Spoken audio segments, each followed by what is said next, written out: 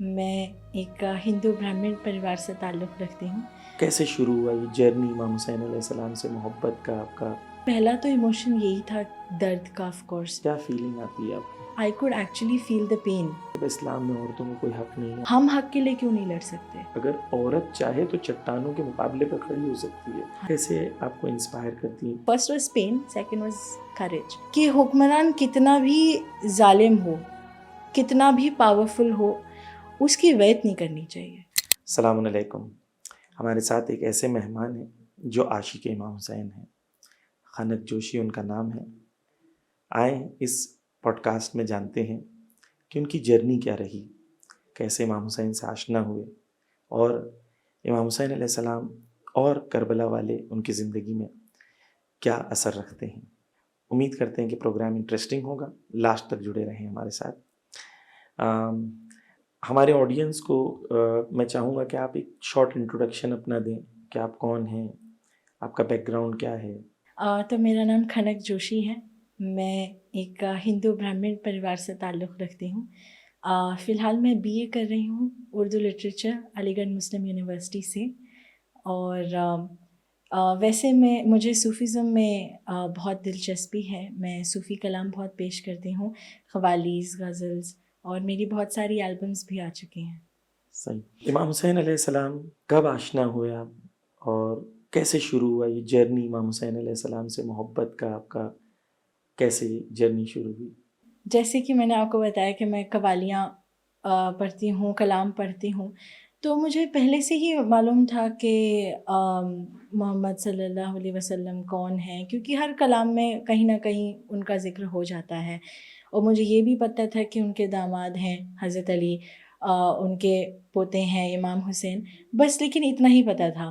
फिर उसके बाद हुसैन डे से मैंने जब पहली बार 4 साल पहले हुसैन डे में पहली बार मैंने शिरकत की, तो मुझे थोड़ा-सा मालूम हुआ जब मैंने और लोगों को बोलते हुए सुना कि करबला में एग्ज़ैक्टली हुआ क्या था। तब उस टाइम पे मुझे कोई आइडिया नहीं था कि करबला में क्या हुआ, क्या नहीं हुआ, अहले बैत कौन हैं। इतना मुझे मालूम नहीं था कि इमाम हुसैन ने जो कुर्बानी पेश की है करबला के मैदान में, उसके बारे में भी नहीं। फिर उसके बाद अगले साल मैंने हुसैन डे पे दोबारा आगा सुल्तान जी ने मुझे मदऊ किया। तब मैंने एक नोहा पढ़ा था, तदफ़ीन इमाम हुसैन।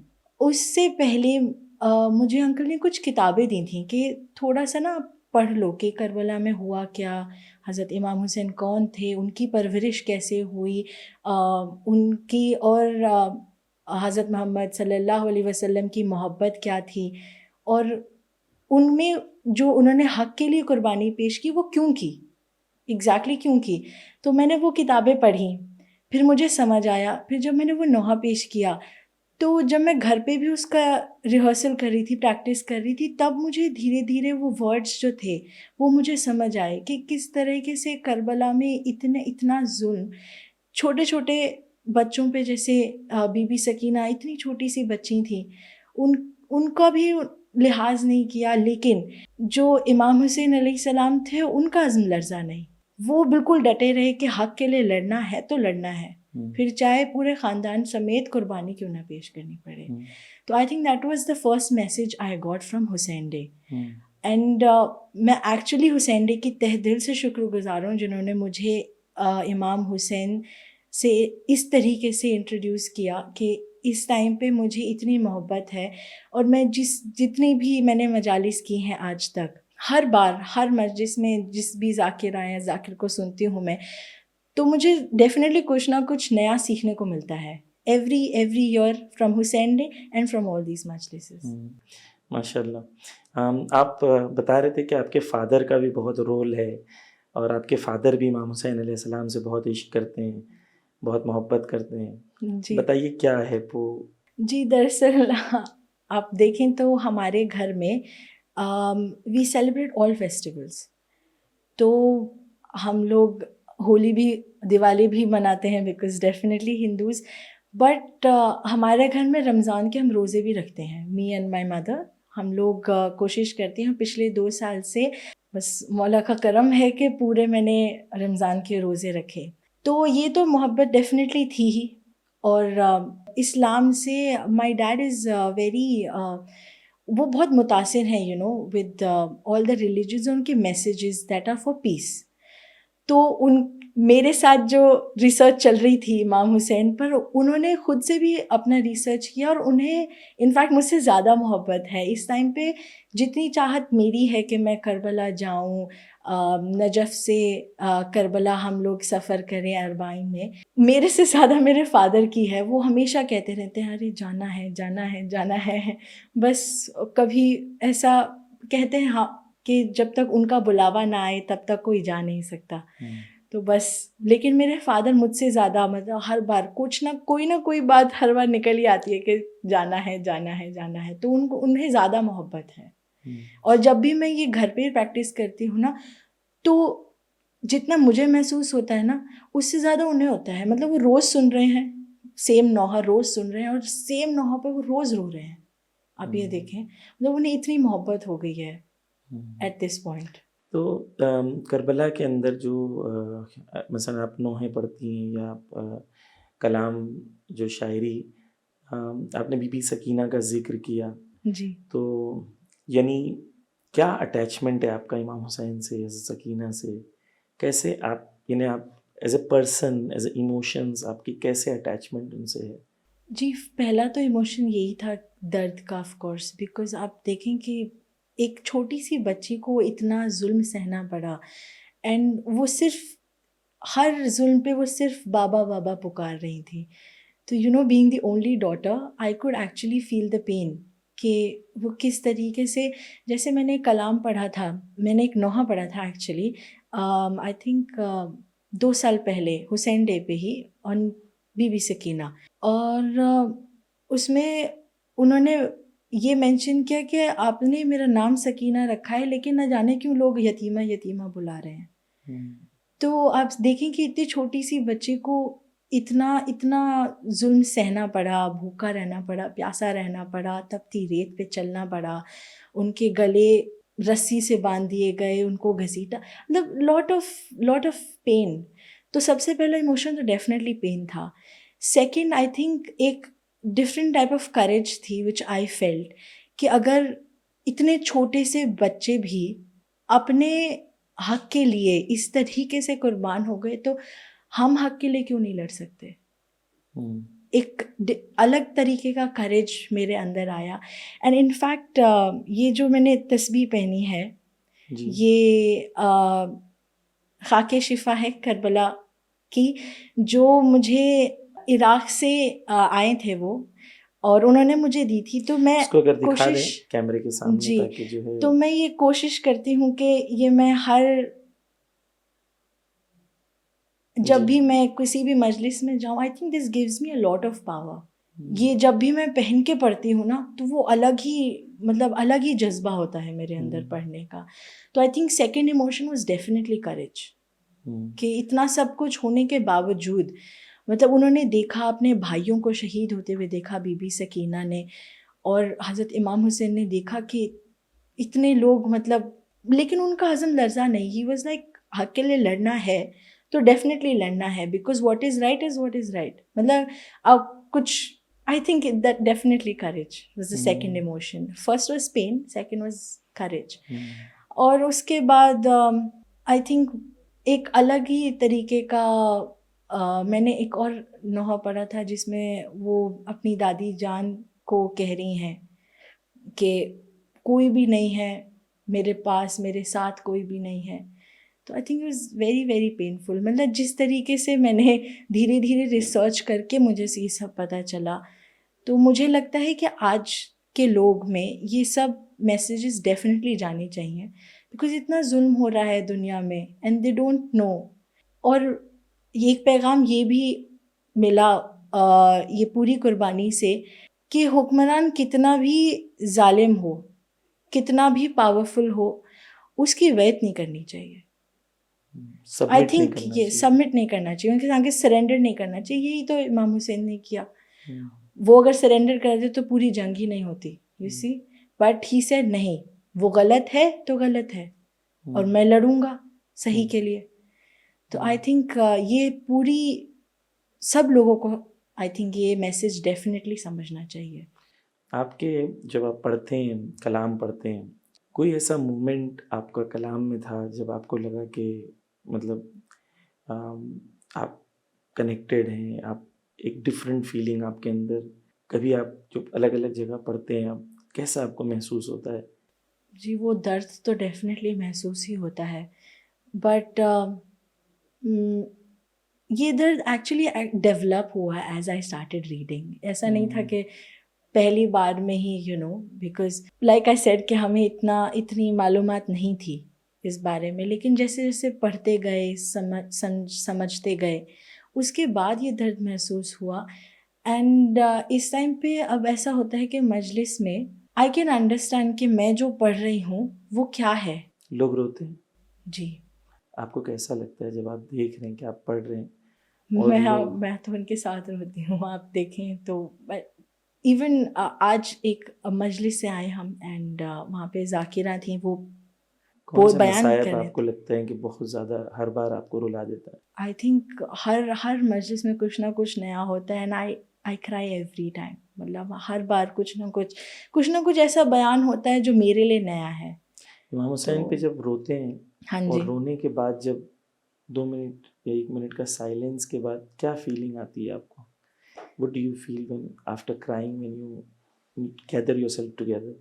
आई फील लाइक जो उन्होंने कुर्बानी दी, we should also definitely follow on his footsteps. Hmm, रोने के बाद जो एक मिनट का जो साइलेंस होता है, उसमें मुझे ऐसा लगता है पहले तो अपने गुनाहों की माफ़ी मांगूं, हम्म, और माफ़ी मांगने के बाद ऐसा कुछ करूं कि जिस चीज़ के लिए उन्होंने कुर्बानी दे दी, इतने छोटे छोटे बच्चों ने, औरतों ने, जितने भी लोग थे, सब ने कुर्बानी दे दी, तो हम क्यों नहीं वो फॉलो कर सकते? तो आई ऑलवेज वो 1 मिनट के साइलेंस के बाद वो एक अलग टाइप का फीलिंग होती है कि हाँ, अब करना है, जो सही है वही करना है।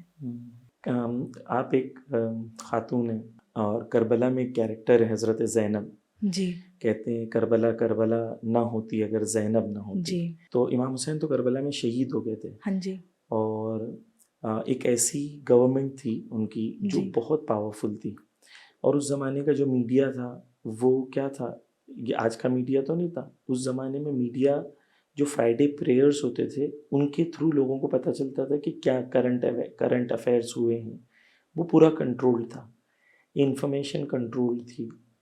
लोगों को कैसे पता चलता कि इमाम हुसैन शहीद हो गए? वो हज़रत ज़ैनब का करेज था कि हज़रत ज़ैनब जो है वो खड़ी रही, और जब कोई नहीं था और चौथे इमाम बीमार थे, इमाम ज़ैनुल आबिदीन जो इमाम हुसैन के बेटे थे, तो जी। वो उन्होंने रोल प्ले किया। तो हज़रत ज़ैनब कैसे आपको इंस्पायर करती हैं? क्या जानती हैं आप हज़रत ज़ैनब के बारे में, और क्या आपको यानी एज़ अ वुमन जहाँ कहा जाता है कि भाई इस्लाम में औरतों को कोई हक नहीं है, औरत कुछ नहीं है, वहाँ पर आप हज़रत ज़ैनब को देखती हैं तो आपको क्या लगता है? आई थिंक वो बहुत करेजियस थी। मतलब इतना सब देखने के बावजूद कि लोग शहीद हो रहे हैं, उसके बावजूद भी उनको दर्द हो रहा है, महसूस हो रहा है। लास्ट ईयर आई रिसाइटेड शाम गरीबा, उसमें उन्होंने हज़रत बीबी ज़ैनब का बहुत तफ़सील से ज़िक्र किया है। इट सेज़ कि उन्होंने देखा कि सहमे बच्चे हैं, उजड़ी माएँ हैं, बट का, शी कागज़ लेके वाज़ आप पढ़ना चाहती हैं, यानी शेर अगर पढ़ना चाहती हैं उसमें से? नहीं, it was more of reciting though. Okay. Yeah, but it was very very मतलब ऐसा सब खेमे जलते हुए देखना, और उसके बावजूद भी अपने आप को इतना strong banana, it's very difficult. मतलब आप हमें कहें तो हम एक बार के लिए will break down, I mean anybody would break down, but उनका एक वो एक पावर थी उनके पास। I think she was I think she was a very powerful character of Karbala, the most powerful, I think, honestly.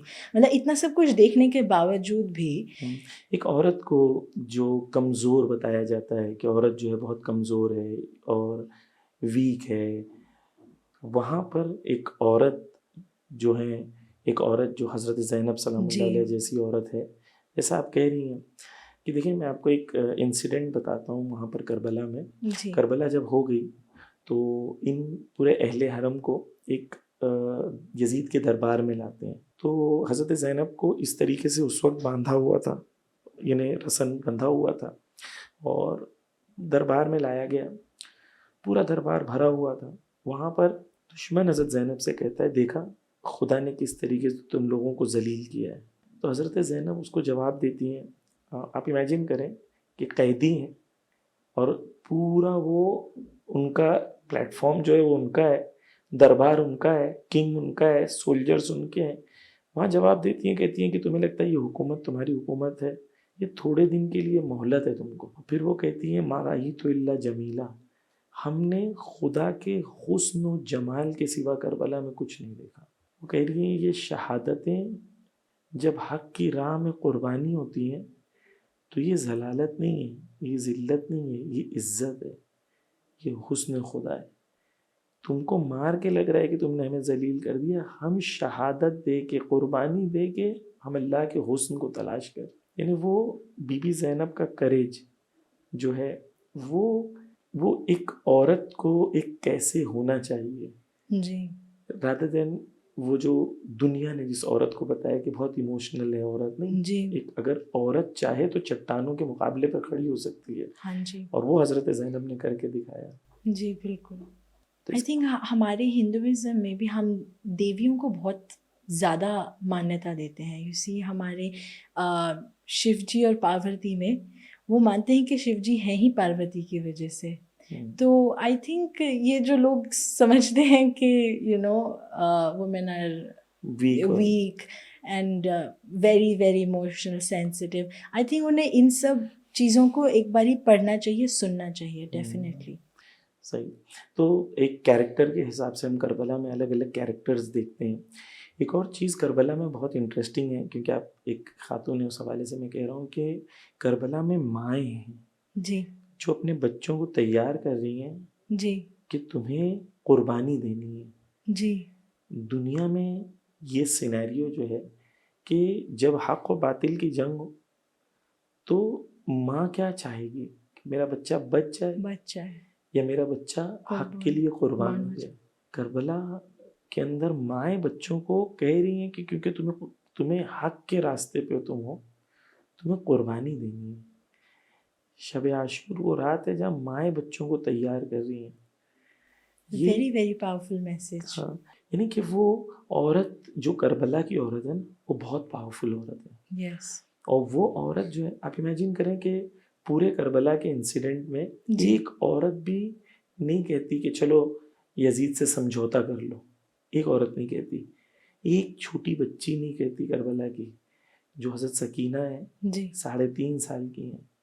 कहते हैं उनको इतने तमाचे मारे कि उनके रुखसार के रंग जो है वो पूरे रास्ते में बदलते थे। यानी इतना सख्त उन्होंने जुल्म सहा, जुल्म सा। जी। लेकिन उन्होंने एक बार नहीं कहा कि ये छोड़ो, समझौता कर लो, बात सुन लेते हैं। तो आई थिंक एक मैसेज जो करबला का है ना, वो करबला के जो जाविये से नहीं देखा गया, जो एंगल से नहीं देखा गया, वो ये है कि करबला के औरतें और करबला के बच्चे जिन्हें कमज़ोर समझा जाता है वो कितने स्ट्रांग थे करबला में। जी। बहुत ही मुझे लगता है कि आजकल की दुनिया में औरतों के लिए बहुत ही पावरफुल मैसेज है करेज का, और जिस तरीके से एक आइडियल औरत का तस्वुर है उसको बिल्ड करने के लिए। आप एक शेर पढ़ना चाह रही थी जो आपने जी। अगर आप हमारे व्यूअर्स के लिए पढ़ दें शेर भी जो है, पहले बता दें क्या है, किस जी। चीज़ के सिलसिले में। जैसे हमारे जहनों और दिलों में लफ्ज़ हुसैन बहुत गहराई से बसा हुआ है, तो मैं बस चंद एक तो मतलब थोड़ा सा पेश करूँगी, वैसे बहुत तवील है, कि लफ्ज़ हुसैन कैसे लिखना चाहिए। जी इजाज़त। बिस्मिल्लाह बिस्मिल्लाह। सबा का सीना बने सफ़ीना, ज़रा तबीयत रवां दवा हो, हवा में खुशबू के दायरे हों, खला में किरणों का साइबा हो, ज़मी ज़मुर्रद उगल रही हो, गुलाब गुलनार आसमां हो, हर एक कोपल कवल उछाले, कली कली कंज़े कुन फ़िका हो, चमन के सीने पे फ़स्ल गुल का निशाब अंदाज़े कहकशा हो, जबीन कौनैन पंज तन के करम से फिरदौसे इंसुजा हो, सभी समंदर हो मेरे बस में, शजर शजर मेरा राज़दा हो, पढ़ूँ मैं तस्बीह फ़ातिमा जब तो काबाए फ़िक्र में अज़ा हो, अगर ये सब कुछ मिले तो मदहे शहंशाह मशरिक़ैन लिखूँ, हया की तख्ती पे अपनी पलकों से फिर मैं लफ्ज़े हुसैन सुभान लिखूँ। अल्लाह, सुभान अल्लाह, माशाअल्लाह, बहुत ही खूबसूरत था। मेरे पास तो लफ्ज़ नहीं है कोई यानी बयान करने के लिए कि ये जो अट्रैक्शन इमाम हुसैन अलैहिस्सलाम में जाज़िबा है कि जो भी इमाम हुसैन के बारे में पढ़ता है, सुनता है, उनकी तरफ खिंचा चला आता है। जी। क्योंकि वो जैसा आपने बताया, एक सिर्फ़ लास्ट में आज दुनिया के हालात जो हैं आप देख रहे हैं, गाज़ा में किस तरीके से बच्चे जो हैं भूख की वजह से या दुनिया में किस तरीके से मारा जा रहा है, जुल्म किया जा रहा है। ये पूरे पर्सपेक्टिव में आप इमाम हुसैन और इमाम हुसैन के मैसेज को कैसा देखती हैं आज की दुनिया में? जैसे कि मैंने पहले ज़िक्र किया था, आई थिंक सबको अपनी लाइफ में एक बार एटलीस्ट इमाम हुसैन के इस मैसेज को गहराई से समझने की ज़रूरत है। इंडिविजुअल पीपल उनको समझने की इसलिए ज़रूरत है बिकॉज़ दे विल अंडरस्टैंड कि हम चाहे कितना भी जुल्म कर लें, जिन लोगों ने हक़ के लिए लड़ना है वो तो लड़ेंगे ही। यू सही। सी, और उनका उनका अज़्म लर्ज़ेगा भी नहीं। मतलब वो ये नहीं सोचेंगे कि हम कुर्बान हो रहे हैं, ख़ानदान कुर्बान हो रहा है या कुछ भी हो रहा है। तो I think what is happening in places like Gaza, it is very painful to watch, to even hear news on कि bomb blasts, this that, lot of other things, it's very very painful. लेकिन हम ये सोचते हैं कि it's basically Karbala of 21st century, if you see, कि लोग मर रहे हैं एंड इतना जुल्म हो रहा है just for power, to prove कि मैं सबसे ज़्यादा ताकतवर हूँ, मैं ही, आई कंट्रोल एवरीथिंग। तो आई थिंक अगर लोग उनके मैसेज को एक बार समझ लें तो I think most of this will be in control, I believe this. और इसके अलावा हमारे मुल्क में भी इतना हो रहा है, आप देखें हर रोज़ कुछ ना कुछ, कोई ना कोई न्यूज़ आती ही रहती है। एंड आई वाज जस्ट से कि एक बार definitely they should hear, because उनका पैगाम इज़ फॉर ह्यूमैनिटी, कि इंसानियत क्या चीज़ होती है। आजकल आप देखें इंसानियत तो है ही नहीं बिल्कुल, इतना जुल्म हो रहा है हमारी कंट्री में भी, बाहर भी इतना जुल्म हो रहा है। तो अगर वो ये समझ जाएंगे तो शायद इंसानियत वापस ज़िंदा हो जाए। सही। एक और चीज़ है कि जैसा आपने कहा कि फाइनली जीत हक की होती है। जी। यानी तमाम जालिम चाहे जितना भी जुल्म कर ले, आज यजीद को कोई याद नहीं करता, जी। आज हुसैन को सब पुकारते हैं। तो जीत जी। हमेशा हक की होती है, लेकिन सिर्फ कुर्बानी देनी होती है राह हक में, जो हुसैन इब्न अली ने दी और हम सबको दर्स दिया कि जब हक के लिए कुर्बानी देनी हो तो पैर पीछे नहीं हटाना। दरेक न किया जाए बिल्कुल भी, मतलब चाहे फिर कुछ भी हो जाए, को डेफिनेटली करना चाहिए। I think that's a very very very nice message, very powerful message. Thank you very much. कोई फाइनल मैसेज आप देना चाहती हैं कि जो कुल्लन आपकी जर्नी में हाँ जी। आप एक किसी बंदे को जो फर्स्ट टाइम इमाम हुसैन अलैहिस्सलाम से आशना होना चाहता है, उसको आप अपनी पूरी जर्नी को चंद लाइंस में कैसे आप बयान करेंगी? आई थिंक मैं तो डेफिनेटली यही कहूँगी कि आप उनके बारे में बस एक बार दिल में इरादा कर लें कि आई वॉन्ट टू नो इमाम हुसैन कौन है। उसके बाद सब कुछ अपने आप ही होता चला जाएगा। मेरे साथ भी ऐसा ही हुआ था, मैंने इरादा किया कि मुझे जानना है इमाम हुसैन कौन है। फिर उसके बाद हुसैन डे, ये मजालिस, तकरीरें, बयान अपने आप ही होता चला गया। हमने ज़्यादा कोशिश नहीं करी कि कहाँ से मिलेगा, क्या नहीं होगा, बिकॉज उनका पैगाम तो हर जगह है। वो खुद ही रास्ता बनाते जी, हैं। वो खुद ही रास्ता बनाते हैं। तो बस इरादा करने की देर है, इरादा करें कि हमें जानना है इमाम हुसैन कौन थे, and everything will happen on its own. Thank you very much, it was a pleasure आपसे बात शुक्रिया। करने। आपके अंदर जो इश्क इमाम हुसैन अलैहिस्सलाम है, इंशाल्लाह ये और बढ़ता रहे और आपको करबला की ज़ियारत जल्द से जल्द नसीब हो जी इंशाल्लाह। आमीन। और आपकी इस जर्नी में मौला आपका साथ दें और हज़रत सकीना आपके लिए दुआ करें, हज़रत ज़ैनब आपके लिए दुआ करें, इंशाल्लाह खुशहाल ज़िंदगी रहे और आखिरत में और इस दुनिया में इमाम हुसैन अलैहिस्सलाम के खादिम बन के रहें इंशाल्लाह। जज़ाकल्लाह, बहुत बहुत शुक्रिया, आप आए, आपने वक्त दिया। मौला आपको कामयाबी अता करे इंशाल्लाह। शुक्रिया। जज़ाकल्लाह, थैंक यू वेरी मच। इल्तमास है दुआ, खुदा हाफ़िज़।